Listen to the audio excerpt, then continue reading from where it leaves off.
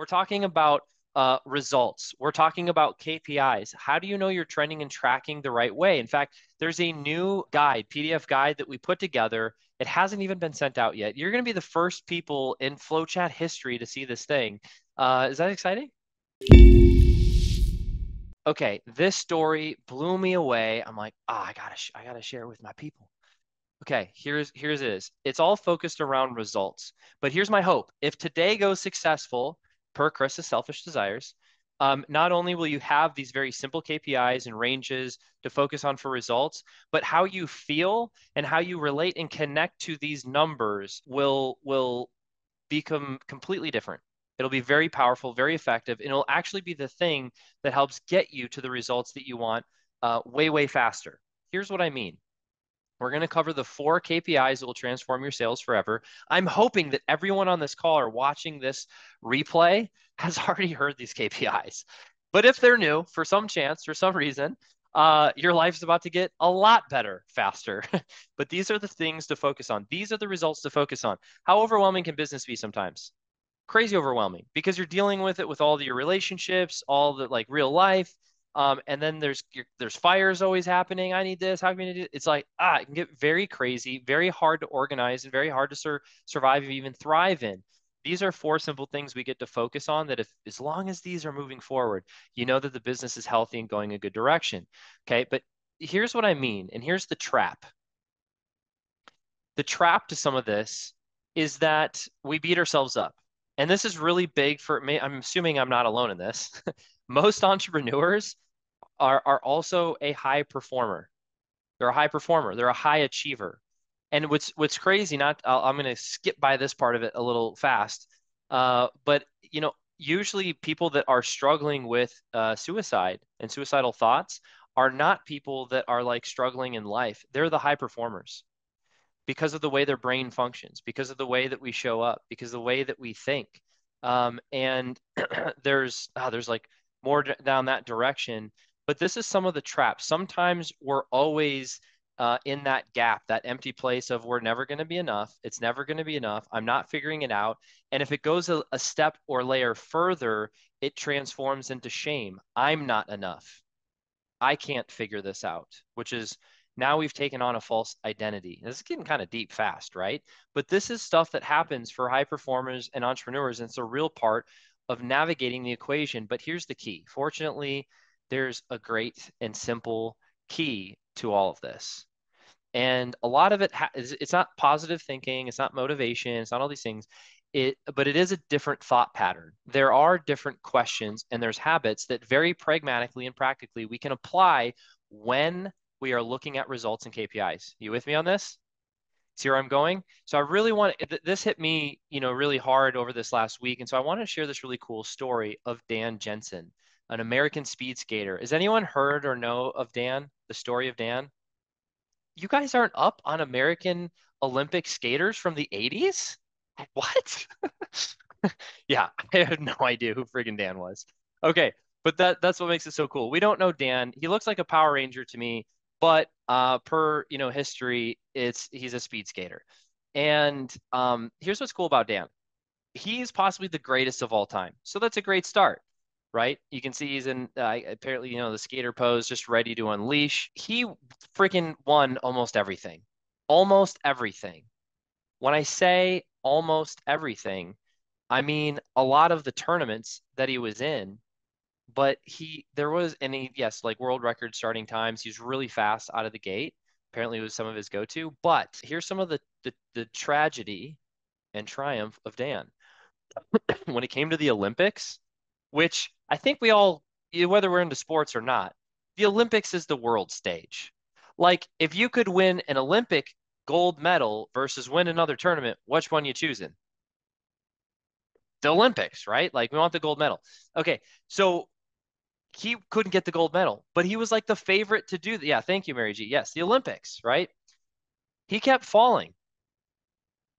So check this out. In 1984, the first Olympic showing, he was really good at the 500 meter. That was the big thing. He's like always the favorite for the 500 meter. And he would every Olympic, generally, just about, you can see that he didn't do it the first time, but he did the 500 and the 1,000.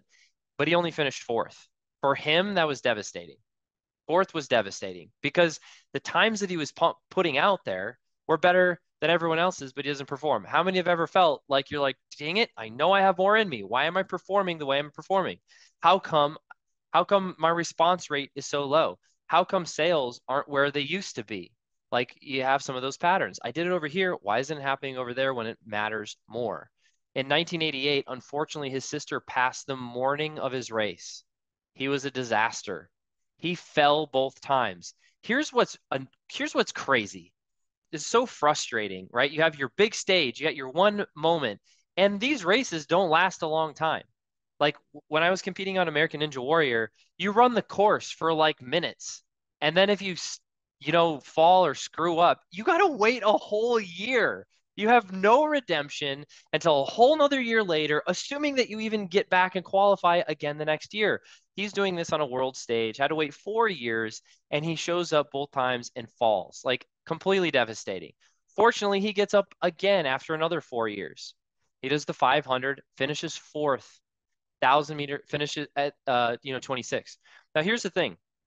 At this point, he's been skating like his whole life. He doesn't even know that you would be doing another Olympics, right? Have you guys ever had those moments? You build your business, you're struggling at different points, and you're like, I don't know if we can do it the way we did it before. I don't know if I can start up another business and go for it again. It's like it's the serious like high and lows. Okay. So this is what was crazy though. He did end up returning to the 1994 Olympics. And he again was the favorite for the 500 deal, but he freaking fell again. Over the last decade of going to the Olympics, the dude just can't put it together. So frustrating, right? Unfortunately, the tragedy is that it kept going. His last race, but he did have one last race, and it was the 1,000 meter for it in the 1994 Olympics. But that was his worst one by far. Like usually he doesn't place. He was like 26. Like it was not his strong one. But he tried something that he had never done before. Before he did the 1,000 meter, he was just kind of reflecting. And as I'm saying this, like you can even be reflecting on your own entrepreneur journey, right? The first time he went skating and how, his parents supported him, how his family supported him, how the fans had supported him over the years, and his wife and his kids, how he's showing up, how that affects them, all the people around him, and the sense of gratitude started to come over him. And now the piece that gets me a little emotional, is that he's like, you know what, for this last race, like just screw it, like screw it. I'm gonna race for them. This race is just gonna be a thank you for all these years, all the ups and the downs, right? I know I've had my own. I know you guys have had years that have just like truly been really challenging. And I know we talk about serving other people and we mean it and it's good, but there's this deeper level that Dan was going through where he's like, no, like this is all about them and it's not about me. It was full selflessness. And he did that in service, and that started to change how he felt. He noticed that after he started racing in the 1,000 meter, he wasn't like necessarily as focused, but he felt happy, happier than he had ever felt in another race. His body felt more loose, felt more free. He was operating in a different state, a different perspective and thought pattern. And what ended up happening, fortunately, in his last race, is he not only won the race, but he and got the gold medal, as you can see finally, in 94, but he also broke the world record. He had a better record than any other gold medal winner ever in the history. And so this was really cool. Fortunately, there was a triumph. If we got to the end of this, it's like, well, it turns out he just sucked and never, you know, he was the best skilled skater that was the biggest disappointment of all time. Oh, worst title ever. you know, Fortunately, it's not that story. But it was such a powerful reminder that as we're looking at these KPI, I know it's like maybe a little dramatic, like we're just talking about conversion rates on our Facebook groups, Chris. But here's the thing. We're putting our own time into it. We're asking our team to put time into this too. And when we start measuring ourselves against what happened yesterday rather than the ideal, rather than what's out there ahead of us, and we remember that what's in us, that we're already good enough, we've been given life. We have the ability to learn and get feedback and put in place what is important and what does work and do show up in a powerful way for the relationships in our life and for the business and the people that we get to build with and for the market that we get to serve. When we get reconnected with that piece, the thoughts that come and the energy that we have and the service that flows, through us it's not even close. It's not linear growth. It's exponential growth. And it breaks world records, right? So the story of Dan was like, I got it from the book, The Gap in the Gain. The Gap in the Gain. It's a book by Dr. Benjamin Hardy that wrote it, based off the principles of Dan Sullivan. Highly recommend the book. Um, it was challenging me to reflect on different parts of life, not to get too far off track. And he was sharing the story of how I heard it. So that one's really cool. Okay, you guys ready for the KPIs? Let's do it. Here are the four KPIs that will transform your sales forever. And we know that when we're looking at these, we're going to have a range to shoot for, and wherever we start is great. And we know that we're enough. We know that we're going to do great, and we know that we're headed the right direction because now we're focused on the right things with the right attitude and perspective. And we're just going to watch that, watch it increase, and maybe it drops for a little bit. But then, we'll keep working together to make sure that we get all these dialed in the right spot. Here's a quote for me. I like to win before I start. And the way that I do that is like, hey, what's you guys have all heard it before. What's the outcome I want to accomplish? And how do I reverse engineer that? And what's a good, if I want to sell 1,000 units in a month, or if I want to sell 10,000 bracelets, but I'm like, just reaching out to 5, people a week, it's like, okay, I've already lost before I started because that's a terrible plan. So I like to have a solid, realistic, high probability plan to actually accomplish the result. Recommend doing the same. So how do you do that? Well, you can look at the 4 KPIs. You can see, hey, I want X amount of new client per week, per month, per quarter. You can put that in and you can look at your closing rate, reverse engineer. Okay, if I close at 20-ish%, then I'll need to have this many completed calls. To get this many completed calls, I'll need a show, and if I have a show rate of X amount, I'll need to at least book this many calls. To get those book calls, I need at least, X amount of opt-ins or positive responses to reply. And if, 37% of them book, then 85%, of them will book a call, and 88% of them will actually show up, and 23% of them will close. And you can see in order to get those responses, here's how many people we need to outreach to. So this is very logical, but this simple plan is oftentimes, very often, overlooked and skipped. And even if roughly that's what your sales process is and how it works, you're like, all right, maybe, Diana, if you don't mind, like, a great example is last week or 2 weeks ago, we're like, shoot, like, we're not closing anything. Well, okay, I guess we got to do more outreaches. Well, not if you look at the numbers. The show rate's what's broken. Like, even if we had a 30% show rate. And so what we realized is the number one area that we could focus on and improving was, hey, we're trying to do a handoff. Let's first nail having Clint's profile book with Clint. And then boom, we focus on the right thing. We already start to see results. It sounds like we'll get to hear about a little bit later, which is great. So I know it's really logical. Hopefully this is something that you guys have already thought about. There is more detail here, fortunately. Response rate, how to calculate it and, what examples are. I mean, you can see it visually. Some people, just reading through it, thinking about it more. It goes through each one and then why they're so important. What's so fun about the 4 key KPIs is this gives you the most leverage. Who likes working endless hours for minimal output? Hopefully it's nobody. What I like to do is like, okay, cool. What's the fastest path to 2 or 3x or 10x?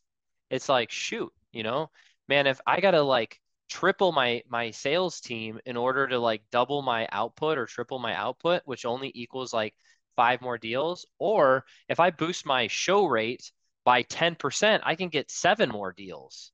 So I can hire less people, book more calls, and get more sales in a fraction of the amount of time. I like to do that type of thinking in math. And this is the formula that I've been using for years and wanted to share it with you guys. This isn't available. I'm just kidding. I'll find the link for you guys. I will put this in the Slack channel, the pipeline strategy channel. Are you guys all familiar with where that is? Know some of the newcomer thumbs up. Yes, cool. You'll see me do like a bullet point recap summary after the training today. I will commit to putting that in Slack before the end of today, but it'll have this PDF guide for you. Okay, cool. So today's short and sweet. Uh, wanted to share that really cool story of Dan. I think it's just a really helpful reminder. Before we jump into takeaways, as I learned this, I'm reliving different parts of remembering different parts of my life where I was more in the gap, the gap, where I was more disconnected, not performing the best way in sport. I got a Division I golf scholarship, so I played golf for 10 years competitively. And about 85% of that time in my life, I was completely angry, was very frustrated. I would separate myself from other people, and I would just live on the golf course, and I was very unnecessary, unfortunately. But I didn't know any better. I didn't know any different. I did perform well, but it was really unnecessary, miserable experience. And so now that I have kids, I had this moment that I got to, teach with my son, and I saw him flipping into some of that mode, and I'm like, hey, check out this thought. And to spare some of the details to speed this up, his whole physiology changed, and he ended up hitting the best shot he's ever hit. And I'm like, oh my gosh, like this stuff is crazy. So I really wanted you guys to have, that epiphany and that experience within your life, within your business, as you're watching these numbers grow, and we can celebrate all the little wins along the way.